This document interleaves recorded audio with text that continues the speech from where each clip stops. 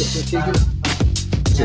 orang ada list Bagai tak pernah masih ke kan tidur mic tu belum. Apa yang masih call tu. Jadi tak adalah.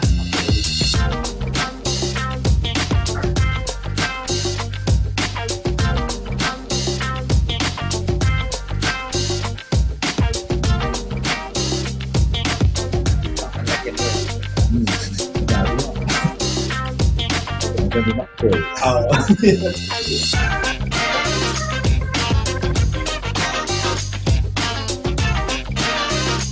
Tak masuk semua gambar tu. Mesti silakan kita untuk check position. Yang bagian mana saja. Kamu mesti yang ada live. Kita belum ada live. Tapi untuk radio memang live. Radio TRAXXfm. Kita lagi di sekolah.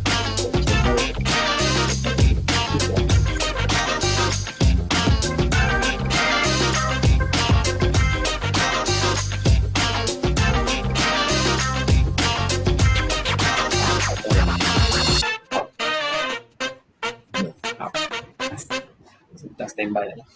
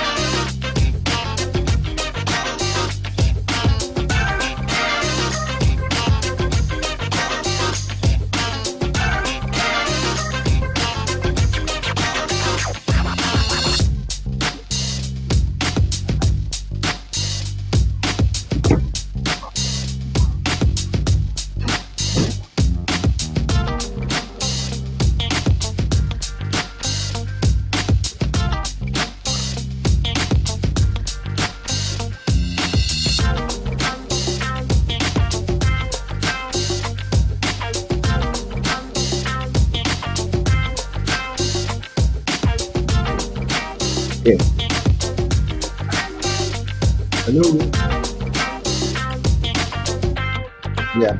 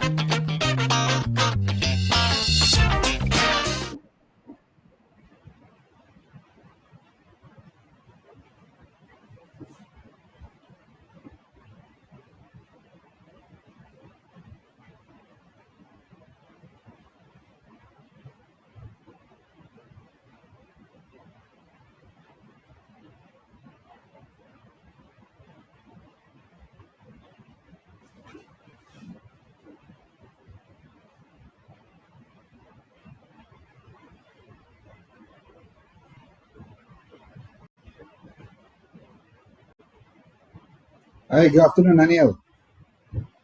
I'm great. I'm great. Right.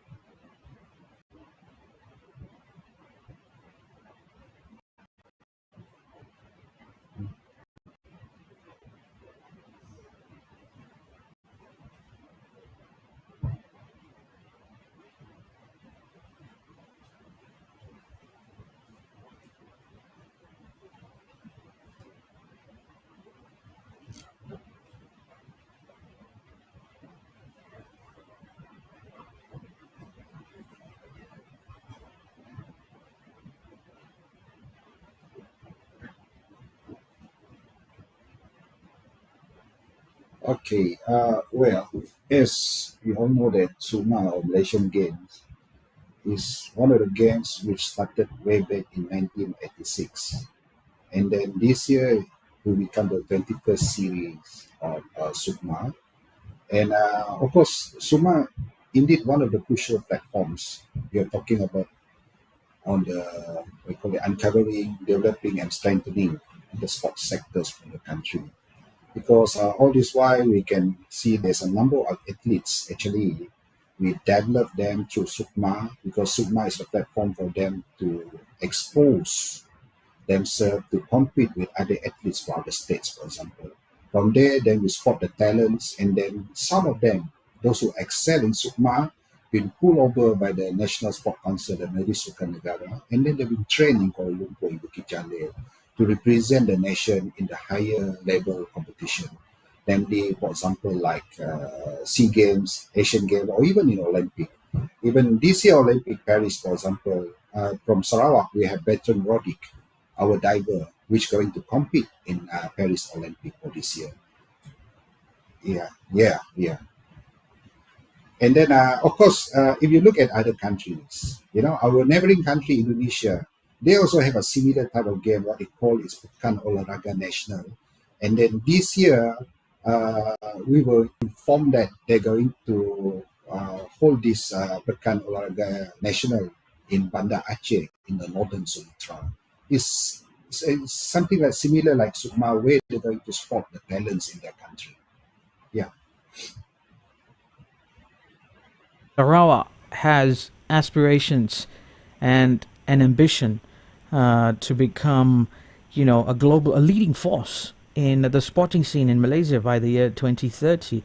So it'll be interesting for us to get your perspective on the role and significance of organizing an event like Sukma and how you think it would contribute towards the development of the goals and the ambitions you have. Okay, Okay. having the Having kind the of kind of vision to vision become the become the nation's sport nation's powerhouse, powerhouse. actually, Actually, we are we are targeting targeting to to produce not produce less not than less than 8 eight Olympians for the Olympians for the nation. nations. And then And these then 8 these eight Olympians, Olympians, those who those can who can grab grab medals medals for for Malaysia in the Malaysia in the Olympic Olympic Games, for Games, for example, example, particularly the particularly gold the gold medals. medals. Yeah, Yeah. and And we believe we believe that, this is a long-term planning, or strategic plan on how to develop our athletes to compete at the very high levels at Olympic.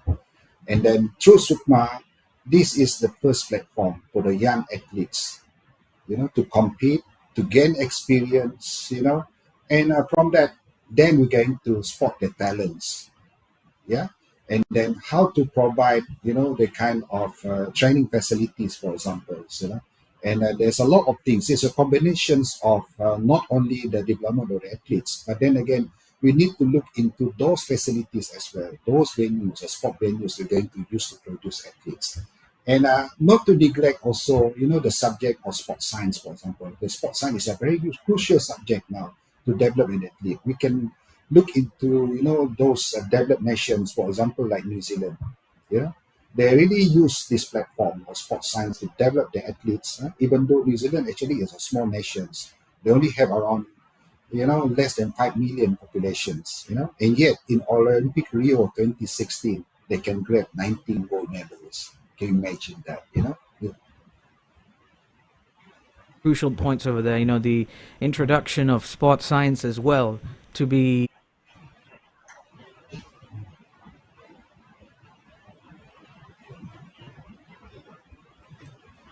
Yeah. Mm. examples like countries like South Korea or Japan over the last decade or so. How they've transformed their sporting scene to become global players in the international sports scene by introducing things like nutrition for the athletes. How that plays a very important, because the athletes need to know the right kind of food that they consume can help them recover so that they can perform optimally.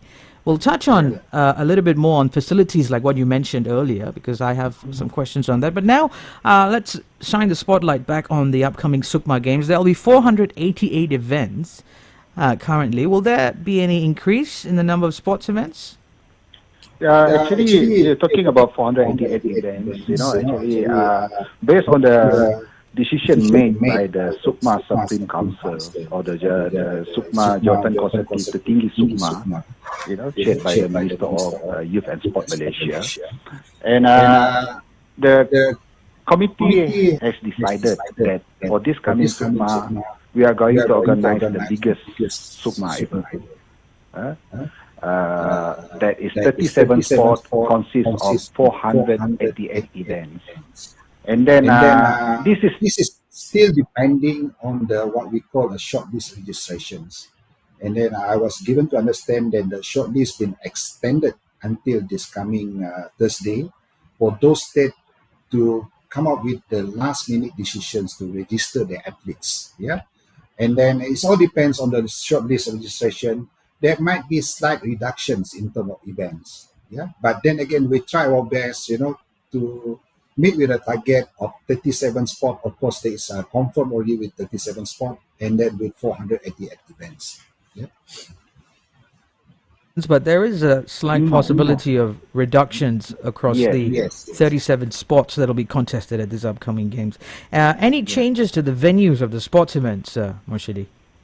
No. We have decided that, for all these 37 sports, 25 will play in Kuching division, 2 will be in Samarahan, 1 in Serian division, and then 1 in Sri Aman, 1 in Betong, 3 in Sibu, another 3 in Muka, then in Bintulu, another 3 spots in Bintulu, and another 6 will be played in Miri city. Right. Yeah? Altogether is 37 spots. That is our decision, the final decision by the committee, the organizing committee. Right. Okay. Thank you very much for those insights, Morshidi Frederick. We will jump in for a quick break. When we come back, we will discuss more and find out on the upcoming Sukma Games in Sarawak with you. Just stay on the line with us, okay? All right. Okay, with us today on the phone lines, I have Morshidi Frederick. He's the Permanent Secretary at the Ministry of Youth, Sports and Entrepreneur Development of Sarawak, and he's speaking to us about the upcoming Sukma Games, which is taking place in Sarawak as well. Don't go anywhere. When we come back, we shall resume with our discussion today right here on TRAXX Momentum.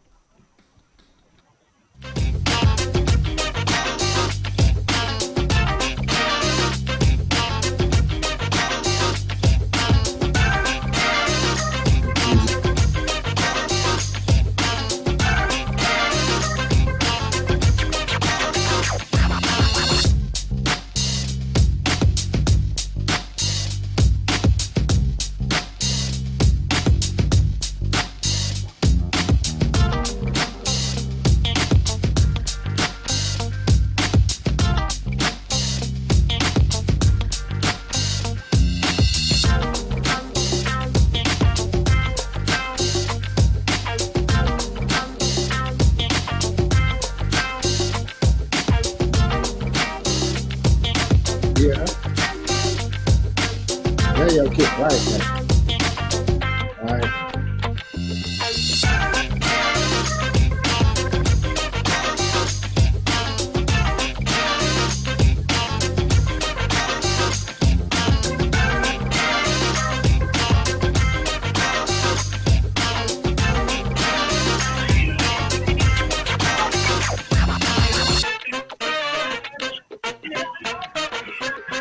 Tercengkak mana dia? Itu belum tercengkak je lah.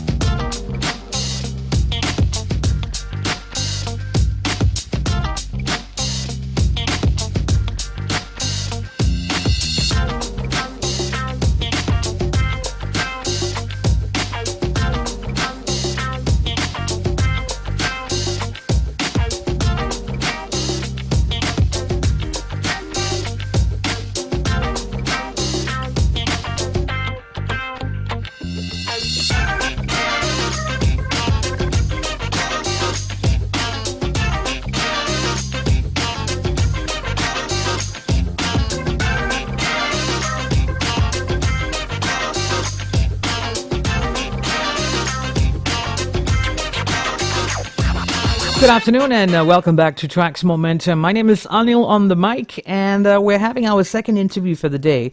With me on the phone line is Mr. Morshidi Frederick. He's the Permanent Secretary at the Ministry of Youth, Sports and Entrepreneur Development of Sarawak, and he's today talking to us about the upcoming 21st Sukma Games, which is taking place in Sarawak. Morshidi, welcome back to Tracks Momentum. Yeah. Okay, now, earlier on before the break, we touched on the role, the significance of organizing the games in Sarawak and the extent of your consideration that this game will remain as an optimal channel for enhancing the national sports sector. And then you touched on which it requires also the availability of facilities, sporting facilities for our budding athletes. So tell us about what are some of the new sports facilities that the Sarawak government has constructed for the Sukma Games, and will they be completed in time for the event, which I believe is sometime in August? Actually, for this coming Sukma, there's no new sport facilities specifically constructed for this coming Sukma. The one that we have, we have three new venues for Sukma, namely the Sarawak Sport Village, Wushu Center, and also the cricket and rugby field. Actually, we have began the construction right before we know that we become the host. Before we've been proposed to become the host.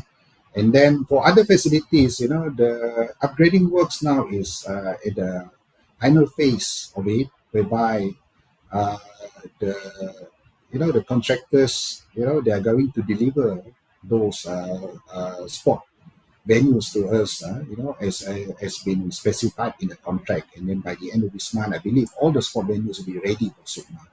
Yeah. How this event will stimulate the local economy and how it can benefit entrepreneurs.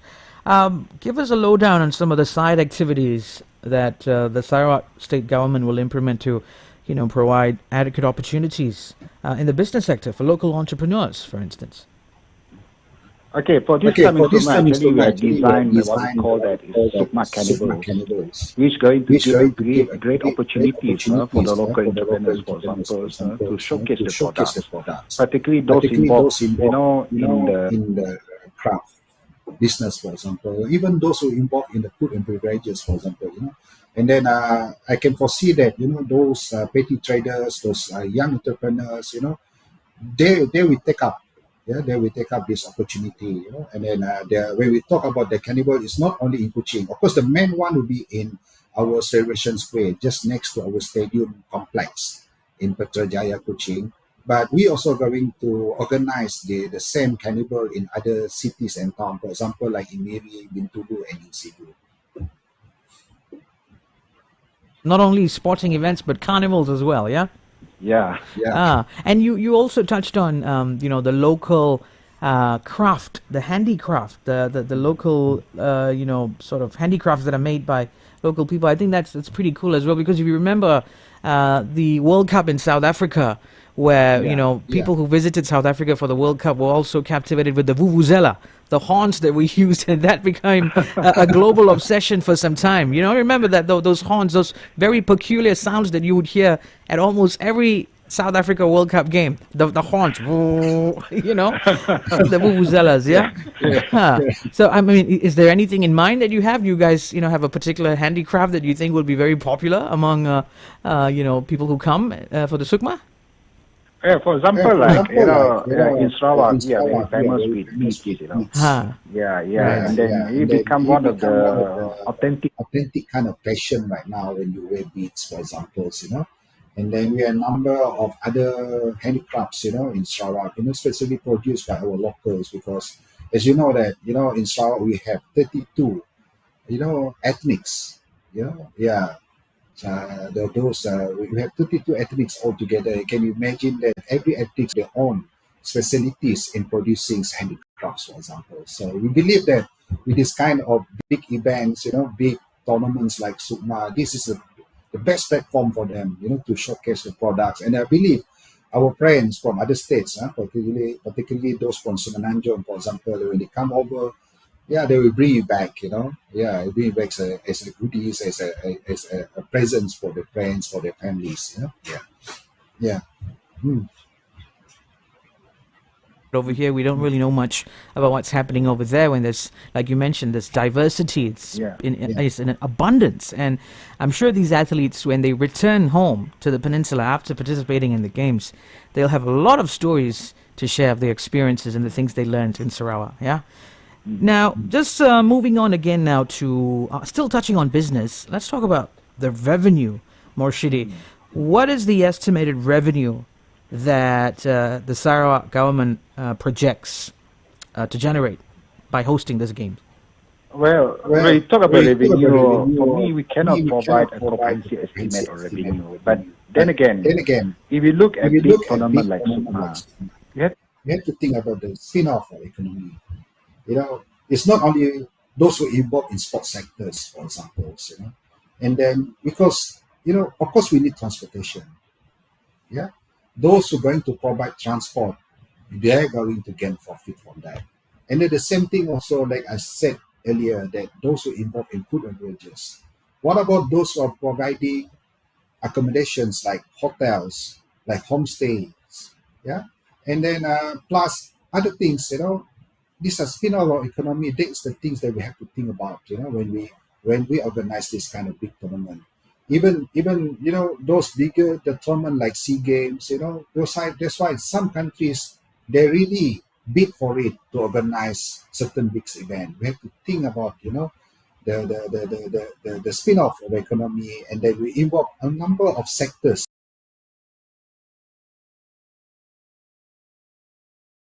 The Olympic Games or some of the major sporting tournaments in the world, it boosts a lot of infrastructure, local infrastructure, transportation system, whether it's housing, food, lots of different things. We're going to jump in for a quick break, Morshidi. When we come back, we'll find out more from you about the upcoming Sukma Games. So just stay on the line with us, yeah? Thank you. Thank you. All right, today on Tracks Momentum, I am speaking to Morshidi Frederick. He's the Permanent Secretary at the Ministry of Youth, Sports and Entrepreneur Development of Sarawak, and we are speaking about the upcoming Sarawak Sukma Games. Don't go anywhere. Tracks Momentum will be right back.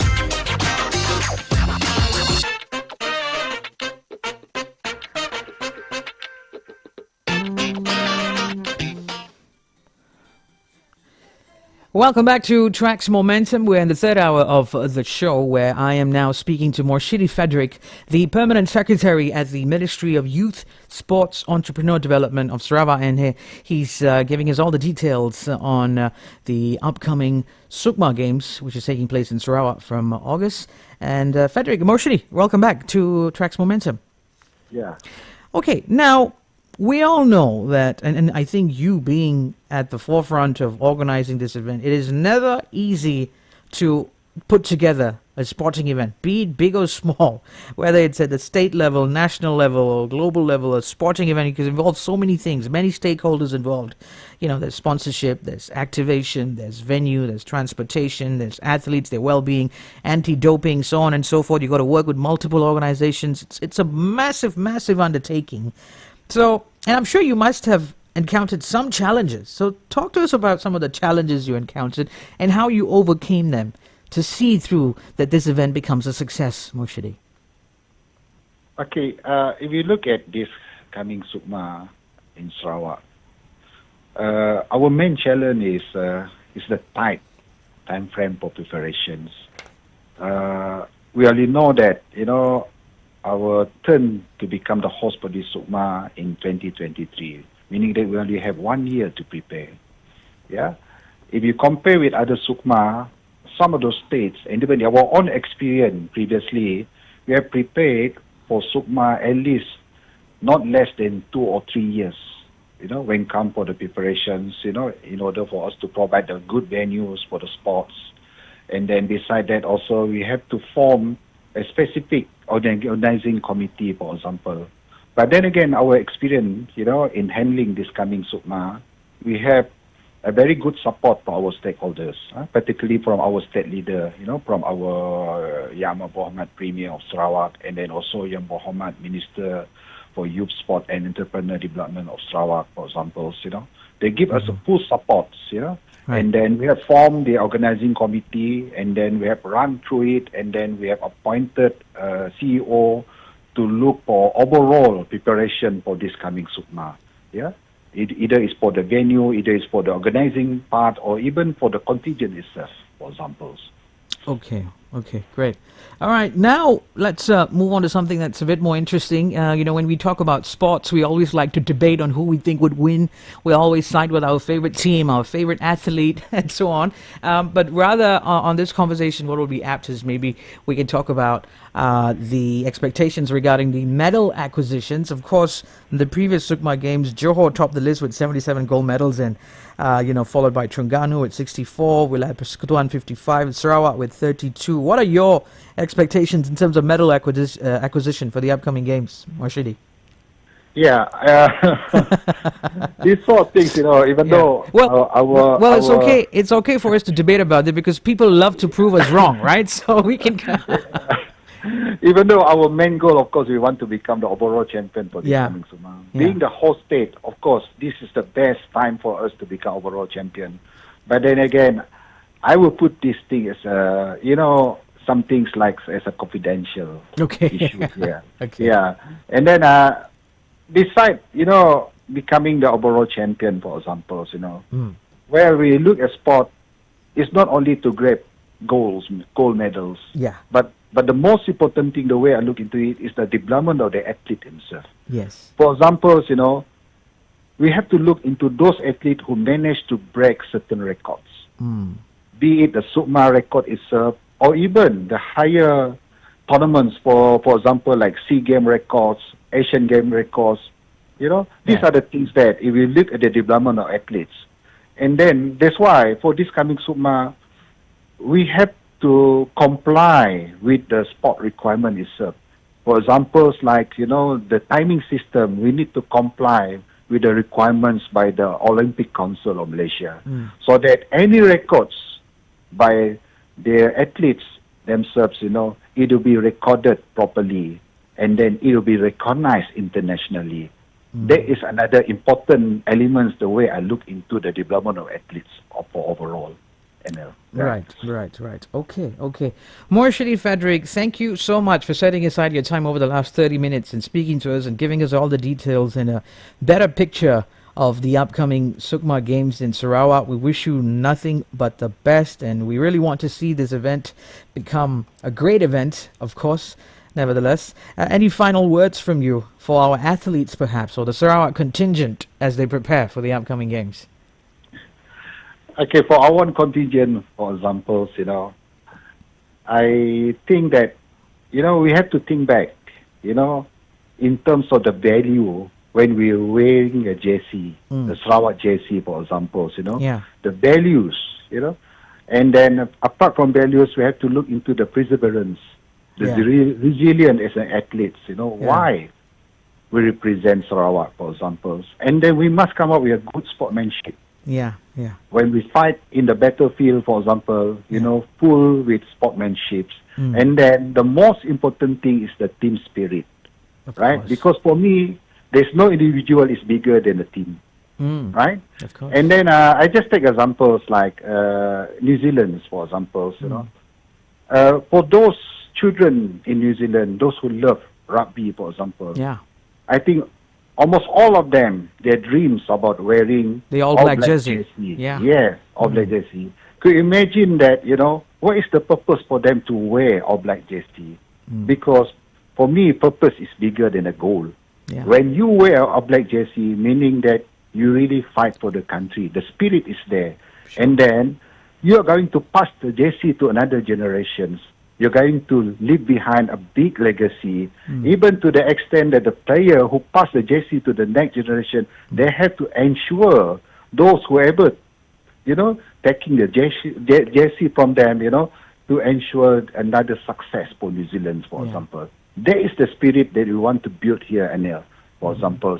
For Sarawak, for me, those athletes who wear Sarawak jersey, they must have that kind of spirit, I like the thing that you mentioned. The athlete can never be bigger than the team. And if I can just add to that, the team can never be bigger than the sport, because it's a sport that's given them the opportunity for them to unleash their utmost absolutely. physical ability. And you spoke about the All Blacks. Of course, that's something that the All Blacks is a team that I followed very closely since a kid. And what they sort of propagate within the team is that when you wear the jersey, when you're a number 9, you're not John Alomu, you're not Nehi Milner-Skudder, or you're not Tana Umanga, you are an All Black. When they walk onto the pitch, everyone is a team, and they are a team. They are together. They are not individuals. So there's no individual play. They work together as a team for one collective goal in mind, which is to win the test match, right? Morshidi Frederick, thank you so much for being with us today. I look forward to having conversation with you, and all the best for the upcoming Sukma Games. Have a lovely day. Thank you, Anil. Thank you very much. Take care. Bye-bye. Bye. All right, and that was Morshidi Frederick, the Permanent Secretary at the Ministry of Youth and Sports and Entrepreneur Development of Sarawak, and he just gave us all the details on the upcoming Sukma Games in Sarawak. Thank you so much for joining us on Tracks Momentum, and with that, the music continues right here with me, Anil on the mic.